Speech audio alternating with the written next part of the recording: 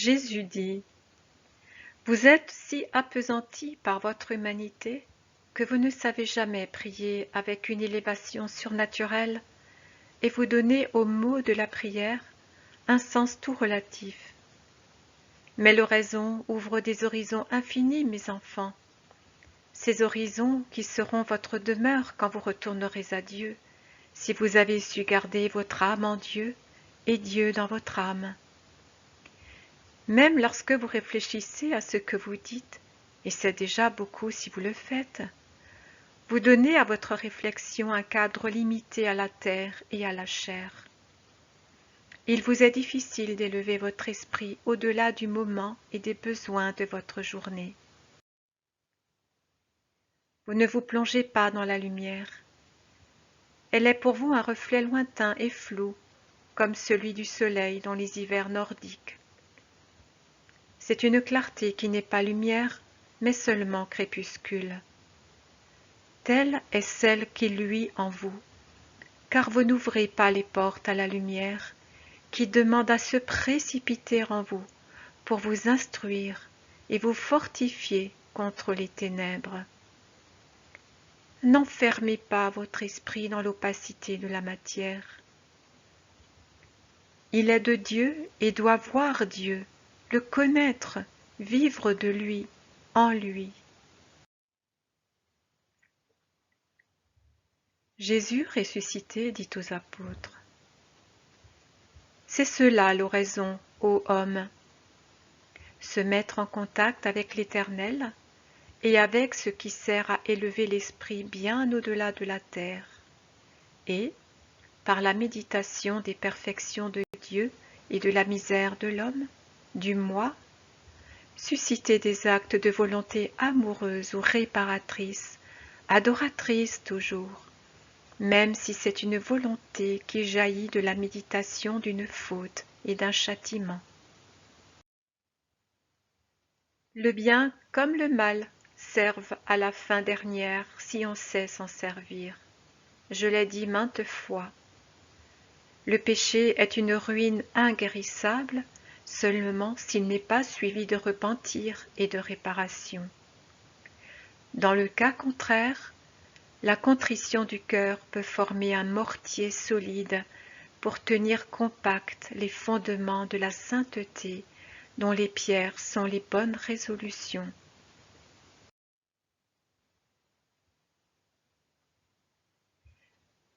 Quatrième serment sur la montagne. Le serment, la prière, le jeûne. Jésus dit: Pour l'amour de Dieu, débarrassez-vous de l'habitude de mesurer votre temps de prière. En vérité, certaines personnes passent de nombreuses heures en un monologue que seules les lèvres prononcent. C'est un vrai soliloque, car l'ange gardien lui-même n'écoute pas, tant c'est une rumeur vaine à laquelle il essaie de remédier en se plongeant dans une ardente oraison pour le sot dont il a la garde. En vérité, certains n'emploieraient pas ces heures d'une autre manière, même si Dieu apparaissait pour leur dire: Le salut du monde exige que vous abandonniez ce bavardage sans âme pour aller en toute simplicité puiser de l'eau à un puits et arroser le sol par amour pour moi et pour vos semblables. En vérité, il y a des personnes qui croient leur monologue plus important que l'accueil courtois d'un visiteur ou le secours charitable apporté à un nécessiteux. Ces âmes sont tombées dans l'idolâtrie de la prière. La prière est un acte d'amour. On peut aimer aussi bien en faisant le pain qu'en priant, en assistant un malade qu'en méditant, en vaquant à ses tâches ménagères qu'en faisant un pèlerinage au temple, en sacrifiant jusqu'à nos justes désirs de nous recueillir dans le Seigneur qu'en sacrifiant un agneau. Il suffit d'imprégner d'amour tout son être et toute son activité. N'ayez pas peur. Le Père voit, le Père comprend, le Père écoute. Le Père accorde ce qu'il faut. Que de grâce n'accorde-t-il pas pour un seul soupir d'amour vrai, parfait? Quelle abondance de grâce pour un sacrifice intime fait avec amour! Ne ressemblez pas aux païens. Dieu n'a pas besoin que vous lui disiez ce qu'il doit faire devant vos besoins. Cela, les païens peuvent le dire à leurs idoles qui ne peuvent entendre. Mais n'agissez pas ainsi avec Dieu, avec le Dieu vrai, spirituel, qui n'est pas seulement Dieu et roi, mais qui est aussi votre Père et qui sait, avant que vous ne le lui demandiez, ce dont vous avez besoin. Jésus dit à Maria Valtorta: As-tu compris le but des couvents de clôture, leur raison d'être? Tous n'ont pas le temps de prier, pris comme ils le sont dans la vie active. Il est vrai qu'une activité honnête est déjà prière, et il s'ensuit que ceux qui prient tout en travaillant sont justifiés.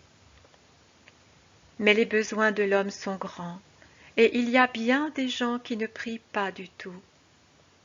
Les claustrés prient pour tous ceux qui ne veulent pas ou ne peuvent prier, de manière à obtenir un jour ce nombre d'actes de dévotion que la divinité requiert. Pensez que, au ciel, le gloire à Dieu ne s'arrête pas. Il prie Dieu pour l'honorer, il le prie pour l'apaiser, il le prie pour l'implorer. Ils sont les bras ouverts sur ceux qui combattent et demandent pour tous. Dans ta maison, tu es la petite claustrée qui prie pour tous. Mais ta charité doit être aussi vaste que le monde, plus encore, aussi vaste que toute la création, et envahir même le ciel.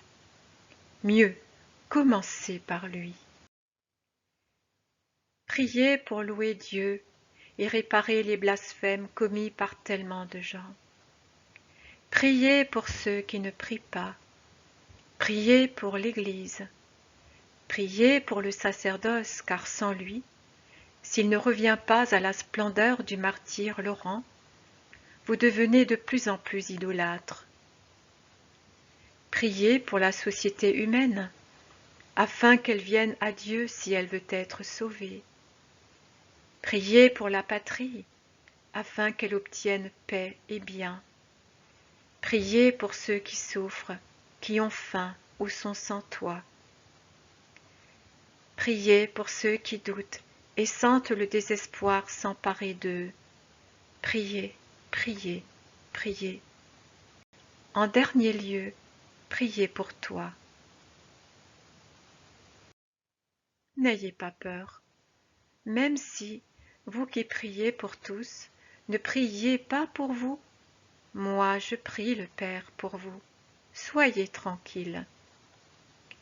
Les âmes qui prient à travers le monde, celles qui savent faire de leur infirmité non pas une oisiveté forcée, mais une activité sainte, celles-là sont les petites âmes cloîtrées que je sème comme des fleurs dans le monde, pour aider les grandes clôtures, et par cette somme de prières inlassables, apaiser le Père et réconforter l'humanité.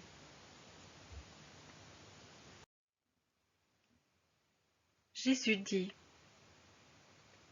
Du matin au soir et du crépuscule à l'aurore, Dieu est miséricordieux à votre égard et vous comble de bienfaits. Or, parmi les enfants de la terre, seules quelques rares exceptions élèvent les yeux et le cœur pour lui dire avec un sourire: Merci, Père bon, je reconnais ta main dans ce don. Quand vous faites miséricorde, faites-le uniquement par amour, de Dieu, pour imiter le Père bon, et du prochain, pour obéir à ma parole et à mon exemple. La prière. Oh, quelle bonne chose est la prière! Dieu l'a mise dans le cœur de l'homme comme le besoin de respirer. N'est-ce pas effectivement la respiration de l'âme? Sans respiration, la circulation du sang s'arrête et le cœur meurt. La prière est ce qui maintient l'âme en vie, en la gardant sans cesse devant la face de Dieu. Deux personnes qui se regardent ne peuvent s'oublier, n'est-ce pas? Eh bien, la prière, c'est se remettre devant la face de Dieu, en vêtements de fils, pour lui dire « Me voici, je sais que tu es mon Père, par conséquent je viens à toi. » Avec qui parler en étant sûr d'être compris, si ce n'est avec celui qui m'a enseigné la parole, sa parole? Mais, comme tout le reste, la prière doit être pure, pas faite pour un avantage humain. Sur les 1 000 millions de prières faites chaque jour sur la terre, 999 millions le sont pour demander des joies humaines, de l'argent ou la santé. Il arrive même qu'elles aillent jusqu'à demander la mort pour être libérées d'un individu que vous haïssez, jusqu'à demander du mal pour l'un de vos semblables qui, à tort ou à raison, est coupable de ne pas vous plaire. Dieu peut-il donc faire du mal pour satisfaire celui qui le hait?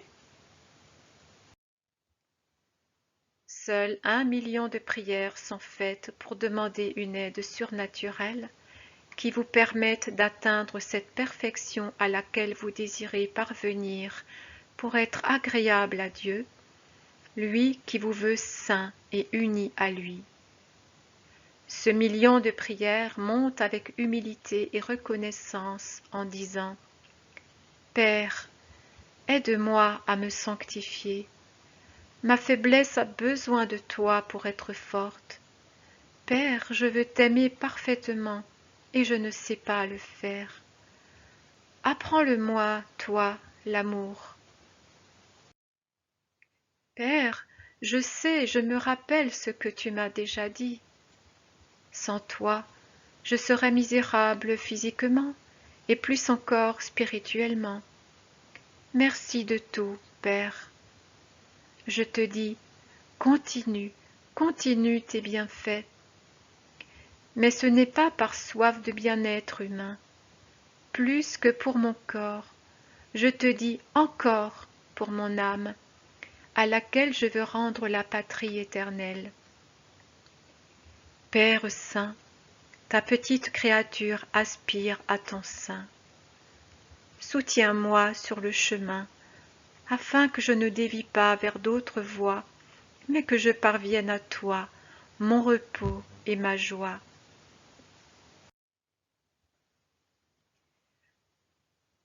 Au milieu d'intenses effluves de parfums qui se sont succédés depuis hier soir et durant toute la nuit, Marie dit « Prie beaucoup, afin que mon épiphanie puisse resplendir partout et attirer des âmes innombrables à l'étoile de Dieu, et afin que ma Pentecôte s'accomplisse et que le cœur des hommes se renouvelle, donnant paix à l'Église et au monde, salut aux hommes dans cette vie et dans l'autre, et gloire à Dieu. Ne t'étonne de rien de ce qui peut arriver d'extraordinaire en mai. Je veux te récompenser spirituellement de bien des choses, mais recherche la solitude, car le voile étendu sur les mystères de l'amour ne peut être levé en présence de tous, mais seulement devant ceux à qui l'amour infini permet de voir, de goûter, de connaître. Reste dans une attente ardente, dans ton minuscule cénacle, comme je l'ai fait dans le nôtre. Aime et prie.